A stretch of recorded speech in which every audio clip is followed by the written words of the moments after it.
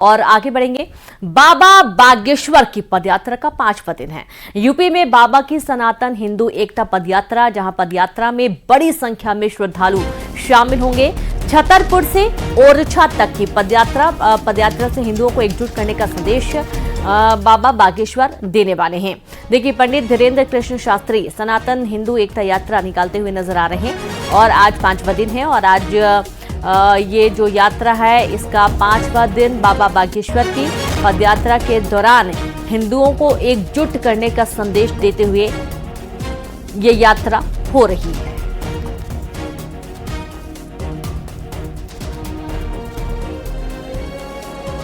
तो आज ये यात्रा आपको उत्तर प्रदेश में नजर आने वाली है। बाबा की सनातन हिंदू एकता पदयात्रा, बड़ी संख्या में श्रद्धालु शामिल हैं। छतरपुर से ओरछा तक की पदयात्रा है और इसमें हिंदुओं को एकजुट करने का संदेश। छतरपुर से संवाददाता नरेंद्र परमार जुड़ गए हैं। नरेंद्र, पदयात्रा का 5वां दिन है, किस तरीके की तस्वीरें, क्या जानकारी आज? देखिए, बिल्कुल जार सी बात है। बागेश्वर धाम के महाराज पंडित धीरेन्द्र कृष्ण शास्त्री अपनी 9 दिवसीय 160 किलोमीटर की पदयात्रा पर छतरपुर जिले के बागेश्वर धाम से ओरछा धाम के लिए निकले हुए हैं और उनका जो बीती रात्रि का जो पड़ाव था वो उत्तर प्रदेश की सीमा में का जो पहला गांव था, यानी मध्य प्रदेश उत्तर प्रदेश की जो सीमा से गांव लगा है वह देवरी गांव था।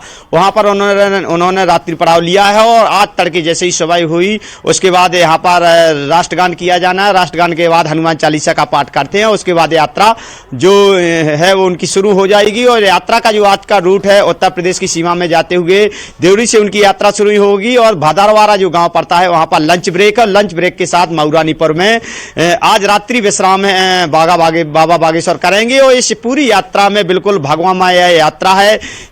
जो सनातन हिंदू एकता पदयात्रा इसका नाम दिया गया है। इस यात्रा में बिल्कुल ऐसी बात और ऐसी तस्वीरें लगातार देखने को मिल रही हैं। एक नहीं, दो नहीं, करीब हजारों की तादाद में कहीं कहीं जहां भी कस्बे पड़ते वहां पर तो लाखों की संख्या में उनके भक्त वहां पर टूट पड़ते हैं। भारी मात्रा में जनसैलाब है, भारी संख्या में उनके साथ भक्त चल रहे हैं। भारी उत्साह यहां पर भक्तों में देखा गया है।